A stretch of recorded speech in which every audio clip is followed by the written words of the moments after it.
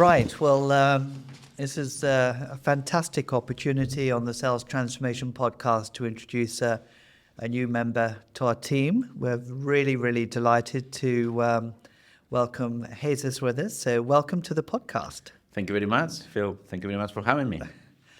Oh, it's a great pleasure. So I know that a lot of those that know Consalia have noticed that we've been on the lookout for someone to take up the head of consulting practice role here at Consalia, and some met you at the GST, though it wasn't official then. Yes. But now here you are in your second week, I think, of being with Consalia. So what would be brilliant is if we could start with just your sharing a little bit what your professional experience has been, and then we can segue into some more questions about what you'll do here with us. So what's your professional background, Jesus? Well, thank you very much, Phil. So as you may imagine by my accent, I'm Spanish, living in the UK for more than 12 years. So initially I did my telecom engineering degree, and after that I jumped very quickly into Accenture.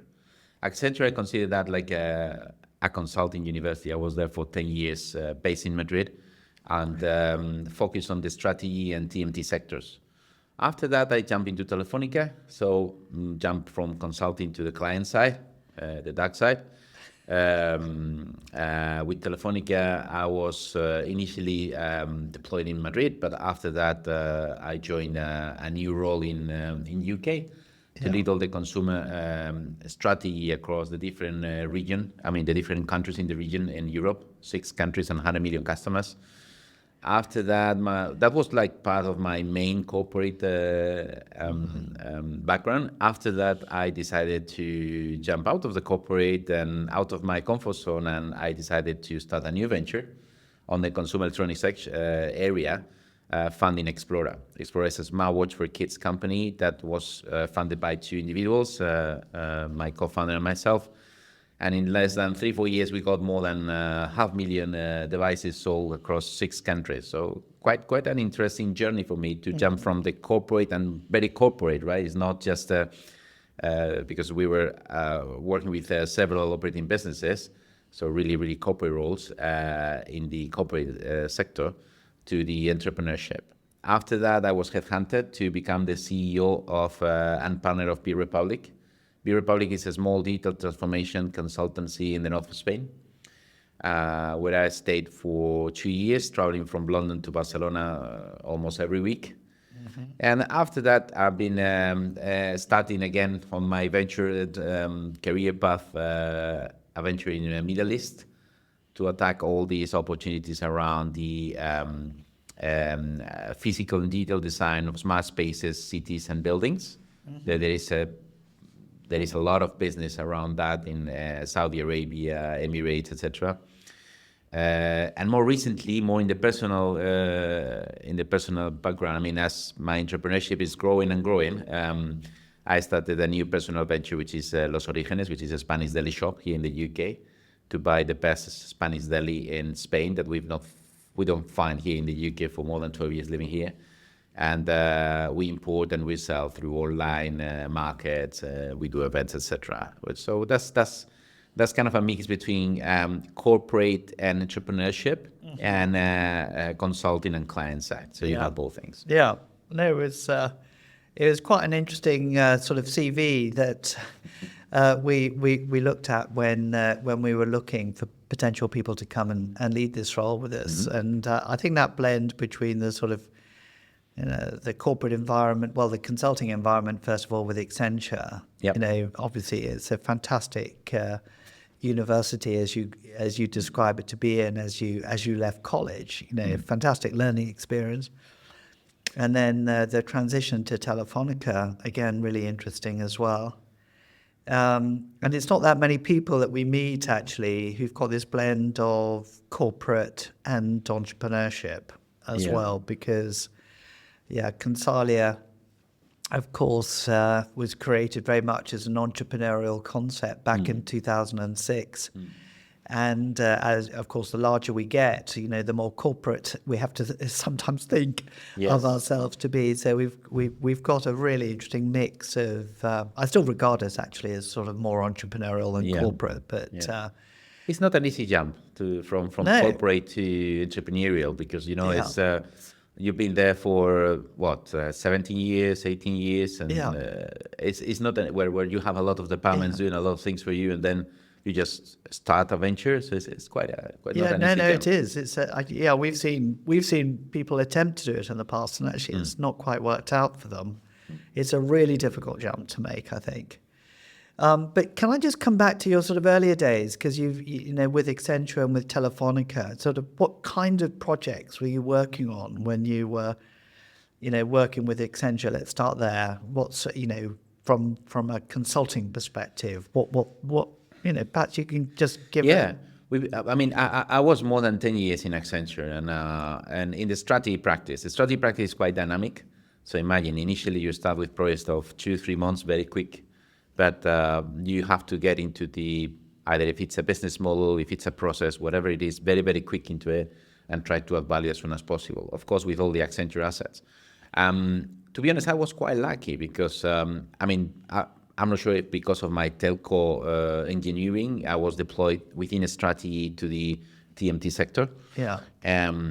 So very familiar with all the topics that a telco may face, right? But because as a telco engineer.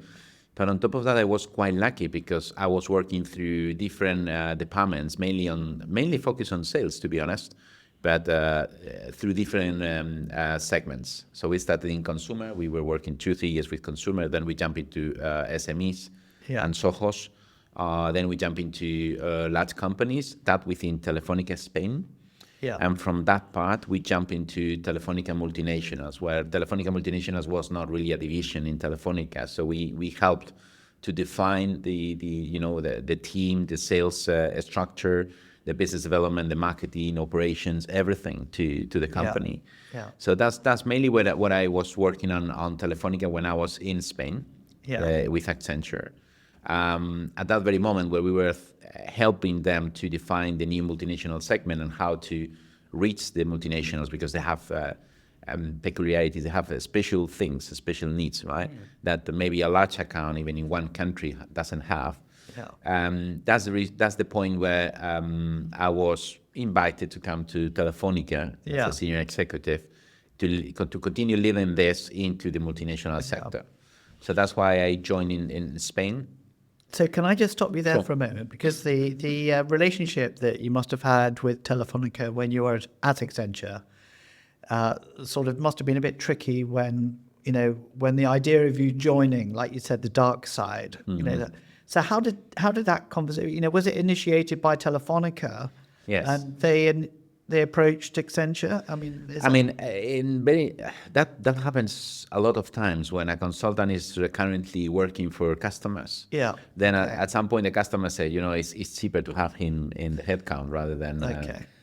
So what happened is that the CEO of multinationals and one of his line reports, I was like senior manager when I was in Accenture working with them, and we sold several projects to them, and they said, Jesus, we really want to push this.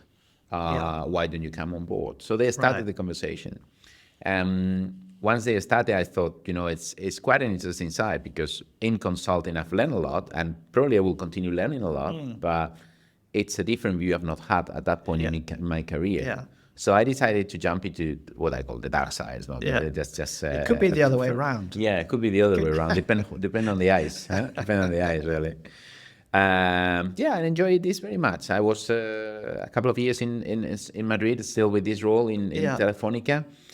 But then I was missing going back to all the segments, because we were working so much time. I was working so much time on large accounts and multinationals. Yeah. So there was a new role. Telefonica by that time had two headquarters, one for Europe and the other one for Latin America. The one in Europe was led by José María Álvarez Payete, who has been the president of Telefonica until a few days or 2 weeks. That's changed. He was the regional CEO, and all the corporate was here. The main corporate of Europe was here in London. Right. So there was a strategy team that was working on the strategy around the different 6 operating businesses in Europe for the 100 million customers, mainly focused on consumers, because this is part of a major business, right? And there was a role to lead the consumer business strategy, the consumer strategy across the organization. We didn't think it twice. I just said to my wife, get the kids, come to the UK, big change, Right. and then we embrace it. And during these years, I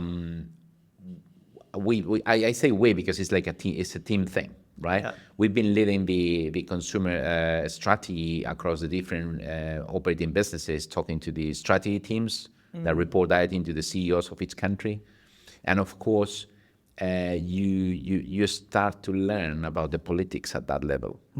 Right, because even as a consultant, I was managing relationships at this level, but it was like one country by one. It's one at a time, right? Now it's having like 6 countries, so having like 6 strategy directors, 6 CEOs in copies. So I mean, it's that you need to be very careful how politically you address everything and try to build the team and not destroy anything. Right. So we were on several projects. One of the projects is the one that I started then after my Telefonica experience, which is the Explora, the consumer electronics project. And well, we can talk more about that, but that maybe it's. No, that's an interesting, because the Explorer sounded like it was enormously successful, selling all of those products, in X number of countries. So that must have been quite a fun kind of roller coaster of a journey. So what made you decide to leave Explorer? Yeah, I mean, to leave Explorer. Well, we grew very, very fast. As I say, in 4 years, we opened offices in 6 countries. So I was opening limited companies in 6 countries, including Germany, UK, Spain, and other ones. We were really growing fast in the sense of selling the devices, transform the company from hardware focused to software focused and recurring revenue. So, but most of our shareholders are Norwegian. And I didn't know at that point in time, because they offered me after 3-4 years, they said, we are growing very fast. We want all the management team to be relocated to Oslo. And I said, this is not good business-wise or personal-wise. Right? I mean, I'm not going to be getting my kids to learn Norwegian at this very moment. And the opportunities from the business point of view is that I was growing the company as CEO and shareholder with 2 poles. One in Norway, more focused on innovation, on product thoughts, development, etc., and marketing, where my co-founders then was there. And the other one in London, where I was, where more, operational, sales, technology, IT were based. And so moving all the management there to Oslo, I thought it was not the right decision business-wise, because I was about to hire a chief operating officer by that time. We had some very good candidates from London, but, I mean, I'm not saying there is no good candidates in Oslo, but it's harder. There are less offer, right? So I decided to step down, and that was. I mean, it's a pity, because it has been like a number of years on this kind of project from Telefonica corporate, then Telefonica Spain from the corporate, then Explora. And some other collaborations I've done privately to other companies that are working in that space. But it was a very great learning. No, absolutely. It's interesting that, like you say, Norway. I've always thought Norway has been quite innovative in terms of its approach to all sorts of things, and perhaps because it's quite a small country and it's got huge wealth, obviously, with its sovereign wealth funds. But I have met some incredibly innovative businesses based in Norway. But like you say, and Oslo is a great location, and I mean, I love it, and I also it was a discovery for me, because I've traveled a lot around the world, but I was never in the Nordics. Yeah. Sten, my co-founder, Jetel, I mean, all the team is fantastic. Yeah. What I found after leaving Explora Yeah. is I was talking to another colleague in the industry here in London, which happens to be a Norwegian, 19 years here in London. Yeah. And he's a headhunter. Right. And he said to me, you know, Jesus, we find many companies from Norway Yeah. that when they grow, they try to get all the management team back to Norway. Back to Norway. Yeah. Which Yeah. I may understand from a shareholder point of view, but to be honest, from the operational and more business point of view, Yeah. not sure this is the It's- right thing to do. No. Right? No. Sometimes. No, it's yeah, interesting. Yeah. So let's talk about Consalia and you're joining us. So how do you think that your sort of your background, your experience is actually going to make an impact for us here at Consalia? Well, I think on my consulting journey, which has been not just Accenture but also B Republic, and to be honest, when I've been doing this corporate role from for Telefonica, it's a kind of a consulting as well, right? Yeah. Even my boss and the boss of my boss were both ex McKinsey's. Okay. Right, so it was like continue the consulting, but within Within. a special unit in Telefonica. So Yeah. all across the years, consulting is something I've loved Yeah. and I like to do. That's the reason why probably my experience doing entrepreneurship has been positive in the sense that I knew how to do a business case, very focused and very quickly, right? Yeah. So I think all this consulting mindset and all this consulting toolbox is going to be helping me Yeah. to help Consalia to get to the next level. Yeah. I'm also in a moment in my career where I feel that I want to, let's say, give back Okay. to other people. And Consalia is also about doing that. It's like to give a lot to Yeah. other people, tools, methodologies, let them grow from very junior to middle and senior, right? Yeah. So I think that's something that it attracted to me a lot. Right. And of course, within Consalia, I mean, we have amazing customers in our business school, and we are hearing every day so many challenges and opportunities that the customer may have. Yeah. So what we are trying to do now is to try to see how we can add more value to the customers by all these hearings. That is not just hearings, facilitating people, etc. It's not just within the business school programs, Yeah. but there is also a lot of value there to help companies to do things differently and grow and evolve. Yeah. And that's where consulting and digital in Consalia all together may help. Yeah. So that's what Yeah. is. Yeah, it's an interesting journey because, for the benefit of the listeners, I mean, Consalia was set up in 2006 as a joint venture with Development Systems, which is a Spanish-based business, and Proxy, an Italian-based business. And the mission that we actually had in those days was to grow a global services business, and we opened an office in Singapore, and so on. And then I think the kind of vision for the company changed somewhat, and this was very much connected to the point you've just made about wanting people to grow and realizing that education was a very different way of approaching development than training, which is what we were. So we've actually spent a long time understanding the sales education market, and in many ways sort of creating it.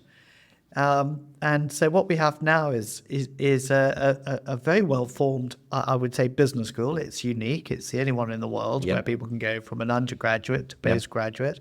We've even got people doing doctorates now and writing books. It's quite extraordinary. But what we haven't got yet is not yet, or where the opportunity is, as like you say, it's the other areas of the business that were prominent, certainly on the consulting side when Consalia was first formed. And of course, the newly formed digital kind of unit that we actually have, which are new capabilities for us to kind of grow and explore and embellish and leverage all of the brilliant kind of research that's coming out of the business school into some of these other areas. So when it's only 2 weeks into the role, I know, but from what you've seen so far, what are some of the things that you're really excited about? I mean, I think Consalia is unique. What I've seen as of now, because I mean, I knew that I was going to be finding something unique between these opportunities and combination between synergies between the business school and the consulting and the digital. But also on the way that Consalia is doing the business school and the programs is something very unique, because people normally come and, okay, this is my book, this is the process, you have to follow, that's it. And we work differently, right? So we really give the tools and the toolbox to the students in a way they can find their way.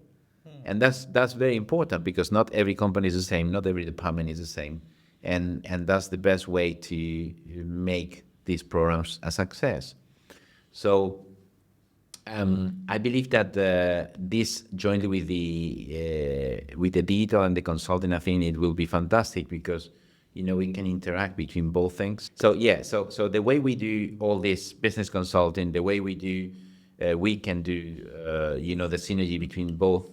That's fantastic. But also a very great thing I found is the team, how the team is working, how supportive, right? So you are really working with, we are really working with corporates and corporate sector, but also with the universities, public sector, etc. So we have this kind of mix, but within the team is like a small entrepreneurship spirit that is what is growing. So I love this thing, which is the one that I started to learn when I started Explorer, right? Because when you are in the corporate world, it's like you're corporate. So very hierarchical organizations, then you have the department, you have to have a lot of politics. Here is nothing about that. Here is about how we drive the best value to the customer, no matter if it's one way or the other, and be open to be innovative and challenge the team. And I love this, because I like challenges. Everyone was telling me it's not going to be possible to find a consumer electronics business selling outside, blah, blah. We did it. Everyone was saying me, you're not going to be able to import Spanish deli into the UK. We've done it. So I believe that this team has the same DNA. And that's what I hope to add value to the team and trigger some potential opportunities. I think one of the unexpected things that I found in the early days is of course the Spanish connection. I've known development systems for 30 years maybe, which is currently run by Mighty Fuentes, and of course I knew her father before Mighty and so on. But I think another dimension to this, which wasn't one of the key things that we felt we were looking for, when we were looking for head of consulting, is how can we better leverage the shareholders that we have in the group. And I know that you're currently going through a huge learning phase, learning about Consalia and what we do, but there's a similar exercise to be had with development systems and what they do in Portugal and Spain and the LATAM countries, which is pretty impressive. And also with Proxy, our Italian shareholder, who have 300 or so employees operating just in Italy, sort of around some very strategic consulting initiatives and so on.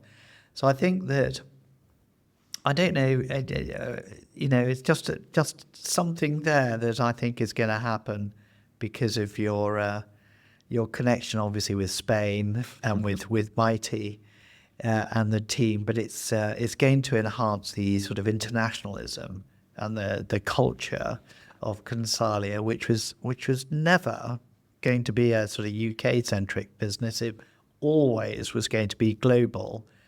But with the education side, it sort of became more UK-focused. Now I think we're going to look at more international kind of opportunities. Fully agree, and I think it's a fantastic opportunity that Development Systems and Praxi are part of our shareholders and partners, right? Yeah. Because they have such an amazing background as well on type of projects they've done, consulting, Yeah. different sectors, or even some sectors like that. So it's quite, I mean, and also if you think about it, every time I've been working in Telefonica from the corporate, working with 6 operating businesses, or from Explora opening new offices and trying to leverage all the assets we have available, I think that's something that has been part of me all the time, right? So I believe that we will formulate a stronger value proposition altogether, Yeah. right?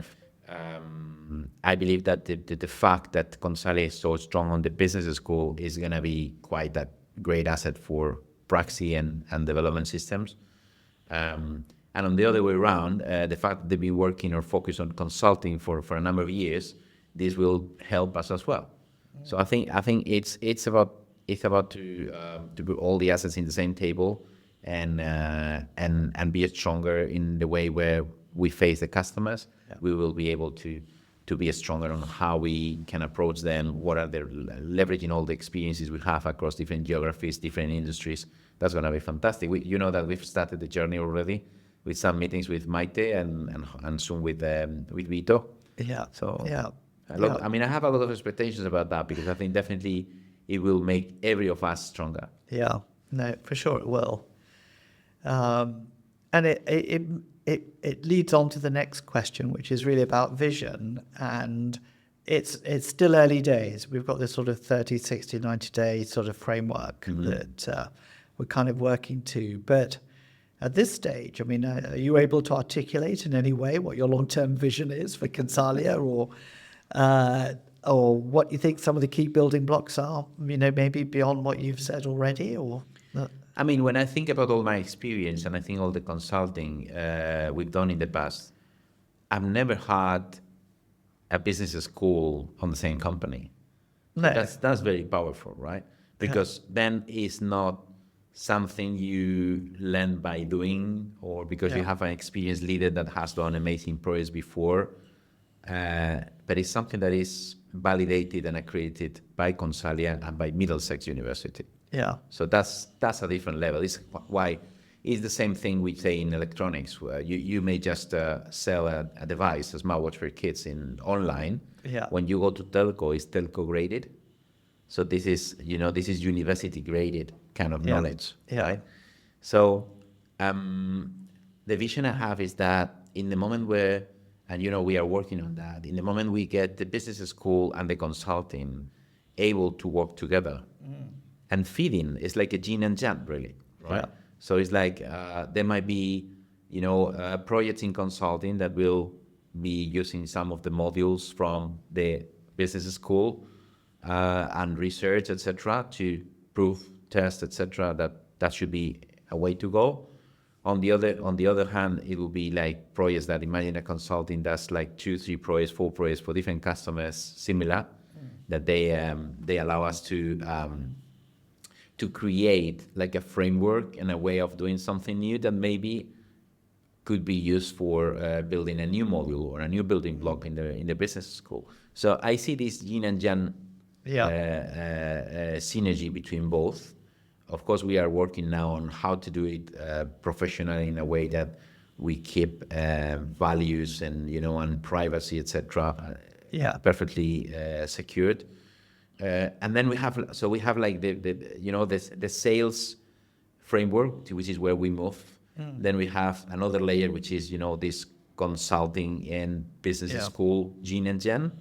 And then there is a third layer, which is our digital strategy. And the digital strategy, we recently announced Phoebe, our account planning app. But I think we have great plans in the roadmap for Phoebe and all the ecosystem that we can create around ourselves and jointly with some partners. Yeah. There is a lot. It may be quite interesting to get you back on a second podcast session with us when we have given you a bit more time to kind of figure things out.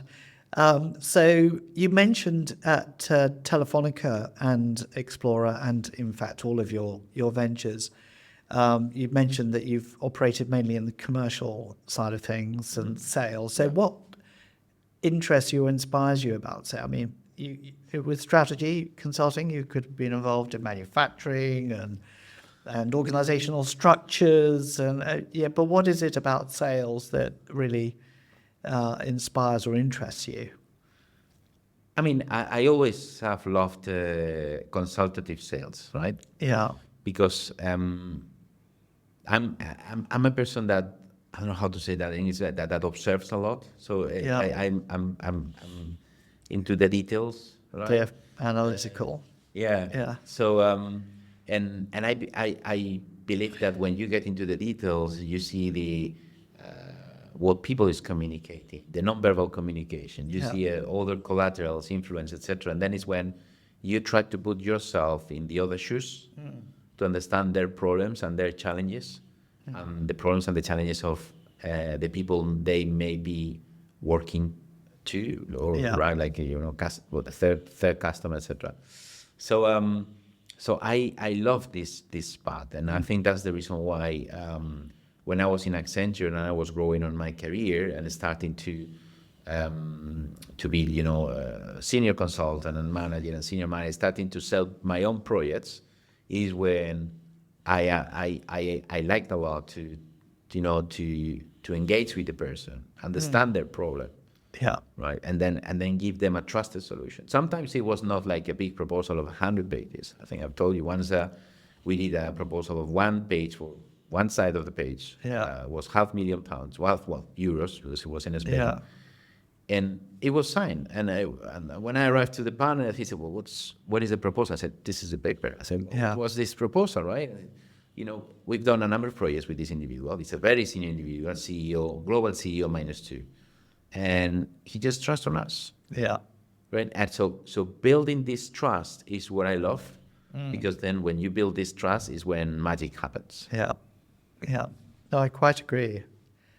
I remember, one of the first tech clients we had was Apple computers, in fact, and it was in the days when they sold mainly through dealers and distributors. And they wanted to set up a sales academy, for them. And I remember meeting someone, and literally we're in a cafe somewhere, nothing posh, and there was a serviette on the table, and we just started to sketch out, the how the sales academy was going to be created and formed, and what the content might be. Literally, we managed to do it on one serviette in a cafe. Yeah. Of course, it was formalized later on, but it led to a fantastic relationship that we had with them over the years. So does it pass the serviette napkin test? That's one of the messages around simplicity that we sometimes talk about. Okay, well, that's great. And I think that you've already mentioned some of the things you're interested in outside of sort of the work environment. You mentioned your business, and I have to say it's been great visiting your website and seeing this wonderful Spanish produce, and you sell it at markets and online. Here in the UK, it's not quite in Spain or other markets, but here in the UK, we appreciate this kind of artisan and markets in the high street, right? So, of course, even if we have no intermediaries between the producer and reselling, still they are not cheap products, because it's top quality from Spain that you find here in the UK. So we decided to select the best the markets in the best locations, where maybe it's not that people is wealthier, it's that people has traveled more, and maybe has been in Spain, has had the opportunity to taste the good products. So when they are here back, they recognize the quality. Right. So and it's also this personal engaging with people. This last weekend there was a new customer that came in, bought some things, came from Chile. He just recently moved. And he was asking me the difference between, the jamón serrano, the serrano ham, and the Iberico ham. So it's this kind of things that, I love from my country, and to be honest, I was 12 years just filling my suitcases full of, and I was really, You thought you might sell yeah, some. really tired about it. And No, then it's- some of my British friends said, you're an entrepreneur yourself, why don't you do something? I said, okay, I'll do something. It's often the magic question, isn't it? And what about you? Why didn't you do something? It's these little questions that suddenly trigger a whole Yes. course of event. Well, we're looking forward to getting the benefit of some of these. Very soon, very soon. Very soon outside I'll bring interest. some to the I know office. we have our Pizza Tuesdays now once a month, and We maybe will do a promotion for customers, new customer, new project. We will bring some. we'll bring some some crazy beautiful balls. Serrano or Berrico ham with us. So yeah. that would be fantastic. That's great. So I think we're probably getting towards the end of the podcast questions we've got here. There is one other that's, we're recording this at the second week. I don't know, George, have we timed this a bit too soon, do you think, this podcast? But how have you found the experience so far? Wow, amazing. I mean, absolutely. I suppose amazing. you've got to say that, don't you? No. Yeah, well, yeah. Okay, now you give me the 50 pounds later. No, really amazing, because really I'm finding what I expected. Team open, team want to, to be challenged, to hear new things and to drive things. I see that the team, we are in a special moment in the year with a lot of cohorts and a lot of things going on. Yeah. Which is good. Yeah. But also from the transformation point of view, it's like I need time with the team. But definitely, I'm starting to understand better the potential, and I reaffirm on my thoughts that there is we have a lot of potential. Yeah. We just need to organize our ideas, get us together, get the partners from Spain, from Italy, in some of the ones we are working with outside of the cap table. So I think that's what we have to do, and I think very soon we will be able to deliver more value to the customers, and they will appreciate. So very looking forward to meet the customers and start to talk about this new moment in Consalia, new evolution. Yeah, no, it is. It's a big moment for us. I mean, it's certainly I think going to help us transform as a business, having you join us. And it's great. I suppose it's with any sort of new person joining the team, they bring sort of a diversity of thinking and culture and expertise, and it's a really exciting, I think, time ahead that we've got. So I think we're very lucky to have found you. So and thank you to Mighty and the team for helping us do that as well. But it's been great. Looking forward to hearing future success with us. Thank you very much, Phil. It's an honor to be here today in the podcast and also in the company. You know that we will do our best. Yeah. And very, very looking forward to the next podcast and try to announce new New ideas. New ideas. Yeah. Brilliant. Thank you. Thank you.